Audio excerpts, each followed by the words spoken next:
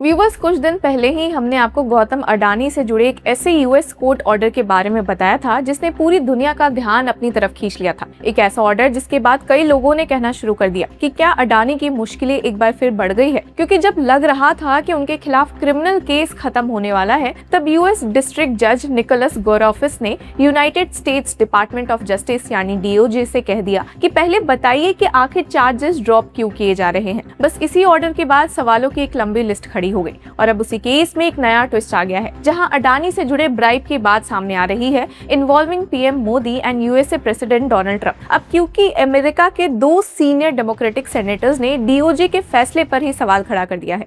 उन्होंने पूछा है कि क्या गौतम अडानी की तरफ से अमेरिका में $10 बिलियन इन्वेस्ट करने का ऑफर और क्रिमिनल केस को ड्रॉप करने के डिसीजन के बीच कोई कनेक्शन था। इतना ही नहीं, इस पूरे मामले में डोनाल्ड ट्रंप एडमिनिस्ट्रेशन का रोल भी क्वेश्चन किया गया है और इसी वजह से पॉलिटिकल सर्कल्स में प्राइम मिनिस्टर नरेंद्र मोदी का नाम भी एक बार फिर डिस्कशन का हिस्सा बन गया है, जहां रिपोर्ट्स कह रहे हैं कि पीएम नरेंद्र मोदी ने ऑलरेडी अडानी को बहुत फेवर किया है और लॉज भी बेंड किए हैं उनके लिए स्पेसिफिकली। इसी बीच सीनियर एडवोकेट हरीश साल्वे ने भी इस पूरे कंट्रोवर्सी पर अपनी राय रखी है। पर आखिर सच क्या है? क्या अडानी वाकई किसी नए लीगल ट्रबल में फंस गए हैं? और सबसे बड़ा सवाल, क्या अडानी ने वाकई ब्राइब दी थी? तो चलिए पूरे मामले को डिटेल में समझते हैं।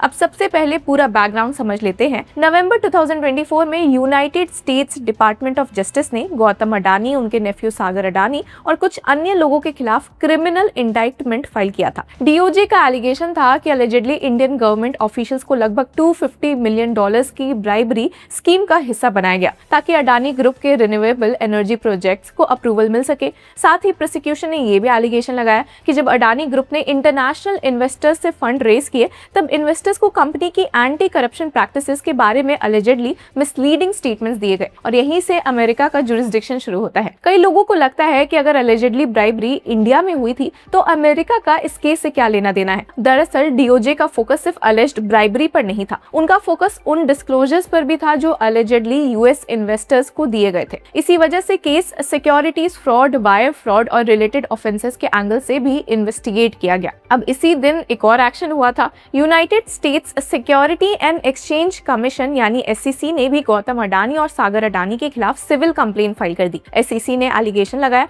कि 2021 बॉन्ड ऑफरिंग के दौरान इन्वेस्टर्स को अलेजेडली कंप्लीट और एक्यूरेट इंफॉर्मेशन नहीं दी गई और सिक्योरिटीज लॉज वायलेट हुए। यानी एक तरफ क्रिमिनल प्रोसिक्यूशन चल रही थी, दूसरी तरफ सिविल सिक्योरिटीज एक्शन भी। लेकिन इस साल एक ऐसा डेवलपमेंट हुआ जिसने सबको सरप्राइज कर दिया। अगर आपको हमारा लीगल कंटेंट पसंद आए तो ज्वाइन आवर प्राइम मेंबरशिप, जहां आपको मिलेगा early access, exclusive content, in depth video and members video खास आपके लिए। डोनाल्ड ट्रंप एडमिनिस्ट्रेशन के दौरान डिपार्टमेंट ऑफ जस्टिस ने कोर्ट को बताया कि वो इस क्रिमिनल प्रोसिक्यूशन को आगे कंटिन्यू नहीं करना चाहते। डीओजे ने कोर्ट में एप्लीकेशन फाइल करके कहा कि क्रिमिनल चार्जेस को परमानेंटली डिसमिस कर दिया जाए। अब नॉर्मली जब प्रोसिक्यूशन खुद ही केस विड्रॉ करना चाहे तो लोगों को लगता है कि मैटर वहीं खत्म हो जाएगा, लेकिन इस बार एग्जैक्टली ऐसा नहीं हुआ। यूएस डिस्ट्रिक्ट जज निकोलस ने तुरंत डिसमिसल अप्रूव नहीं किया। जज ने डिपार्टमेंट ऑफ जस्टिस को डायरेक्शन दी कि वो पहले अपने डिसीजन के रीजंस और फैक्चुअल बेसिस कोर्ट के सामने रखे। कोर्ट ने एसेंशियली कहा कि the department shell provide each reason supporting dismissal and sufficient factual basis. लेकिन कहानी यही नहीं खत्म हुई, क्योंकि इसी के बीच में एक और डेवलपमेंट होता है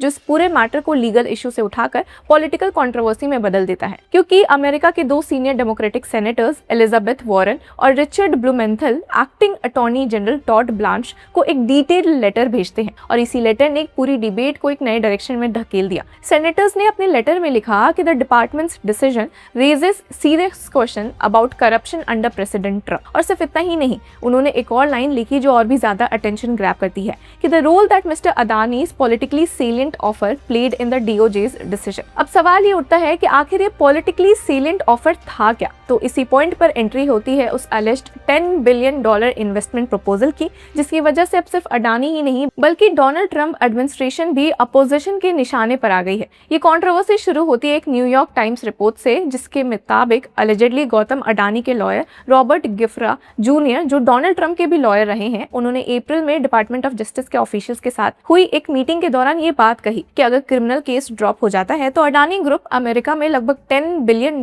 का इन्वेस्टमेंट कर सकता है और यहीं से कंट्रोवर्सी और भी गहरी हो जाती है। अब सवाल ये है कि अगर ये सिर्फ एक मीडिया रिपोर्ट थी तो सेनेटर्स ने इतना अग्रेसिव स्टैंड क्यों लिया? दरअसल उनका कहना है कि अगर किसी बिजनेसमैन के रिप्रेजेंटेटिव प्रोसिक्यूशन के दौरान इतने बड़े इन्वेस्टमेंट की बात करते हैं और उसके बाद department of justice criminal charges drop करने का फैसला लेता है तो नेचुरली पब्लिक परसेप्शन पर सवाल खड़े होंगे। इसी वजह से उन्होंने डीओजे से सीधा और बहुत स्पेसिफिक सवाल पूछा कि डिड मिस्टर अडानी और his representatives make an offer implicitly और explicitly to invest $10 billion in the United States if the DOJ dropped its prosecution of him. यानी सेनेटर्स सिर्फ इतना नहीं पूछ रहे थे कि इन्वेस्टमेंट ऑफर हुआ है या नहीं, वो ये जानना भी चाहते थे कि क्या उस इन्वेस्टमेंट ऑफर और प्रोसिक्यूशन विड्रॉ करने के डिसीजन के बीच कोई डायरेक्ट या इनडायरेक्ट कनेक्शन था। अगर ऐसा ऑफर दिया गया था तो वो एग्जैक्टली कब दिया गया, मीटिंग में कौन कौन प्रेजेंट थे, ऑफर के एग्जैक्ट वर्ड्स क्या थे, डिपार्टमेंट ऑफ जस्टिस के ऑफिशियल्स ने उस वक्त क्या रिएक्शन दिया। और सबसे इंटरेस्टिंग सवाल, अगर अडानी ग्रुप वैसे भी अमेरिका में इतना बड़ा इन्वेस्टमेंट करना चाहता था तो फिर क्रिमिनल चार्जेस विड्रॉ होने से पहले ये इन्वेस्टमेंट अनाउंस क्यों नहीं हुई। सेनेटर्स ने अपने लेटर में एक और काफी स्ट्रॉन्ग ऑब्जर्वेशन लिखा है, कहा कि the department's actions appear to reduce accountability for the crime of bribery while also suggesting that quid pro quos can successfully undermine the enforcement of our laws. यानी उनका कंसर्न ये था कि अगर किसी इन्फ्लुएंशियल बिजनेसमैन को लीगल रिलीफ मिलता हुआ दिखाई दे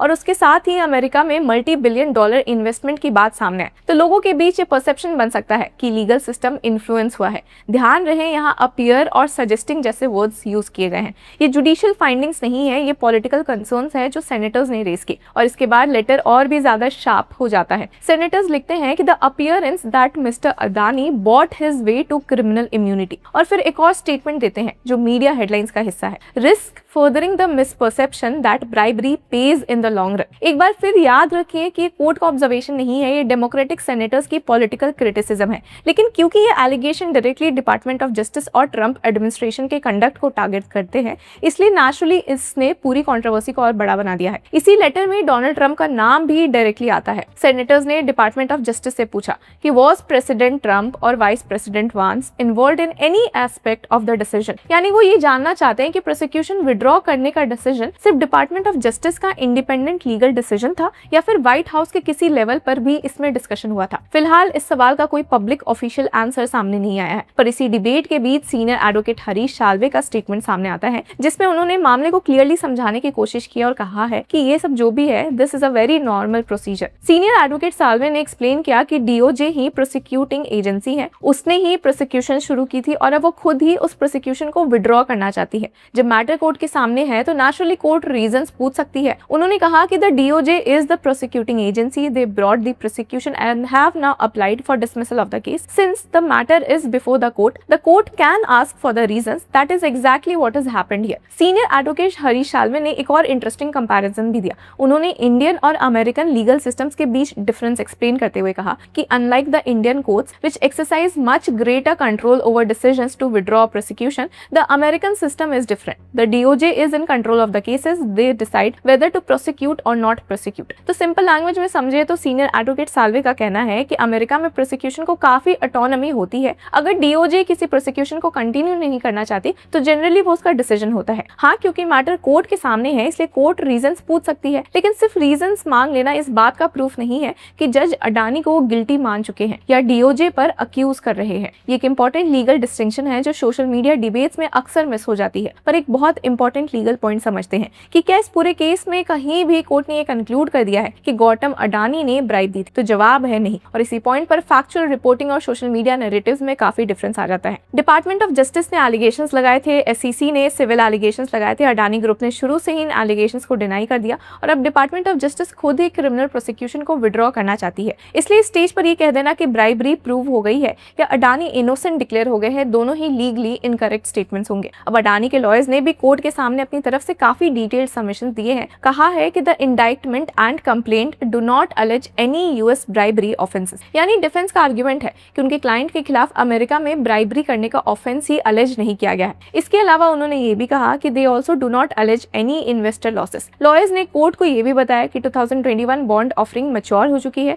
उसके सारे इंटरेस्ट पेमेंट्स टाइम पर किए गए हैं। 2024 बॉन्ड ऑफरिंग में कोई डिफॉल्ट नहीं हुआ है। 2021 लोन रिपे हो चुका है। 2023 सिंडिकेटेड लोन भी डिफॉल्ट में नहीं है। डिफेंस का कहना है कि जब इन्वेस्टर्स को कोई एक्चुअल फाइनेंशियल लॉस नहीं हुआ और ट्रांजैक्शंस प्रॉपर्ली परफॉर्म कर चुकी गई है तो प्रोसिक्यूशन कंटिन्यू करने का कोई जस्टिफिकेशन नहीं बचता। इसी बेसिस पर अडानी के लॉयर्स ने कोर्ट से रिक्वेस्ट की कि we respectfully ask the court to grant the department of justice motion to dismiss the indictment with prejudice. अब सबकी नजरें जुलाई 13 पर टिकी हुई है। इसी दिन तक डिपार्टमेंट ऑफ जस्टिस के जज निकोलस गोरोफिस के सामने अपने डिटेल्ड रीजंस और फैक्चुअल सपोर्ट फाइल करने हैं। उसके बाद कोर्ट डिसाइड करेगा कि डिसमिसल एप्लीकेशन अप्रूवल के लिए जाएगा या नहीं। तब तक ना गौतम अडानी को कोर्ट ने क्लीन चिट दी है और ना ही उन्हें गिल्टी डिक्लेयर किया है। इस वक्त सिर्फ एलिगेशंस है, लीगल आर्ग्यूमेंट्स है, पॉलिटिकल एक्यूजेशंस और जुडिशियल स्क्रूटनी चल रही है। पर व्यूअर्स, लोगों के मन में टाइमिंग का सवाल उठा है। तो इस मामले में आपकी क्या राय है? Do let us know in the comment section. Until then keep following and supporting Law चक्र।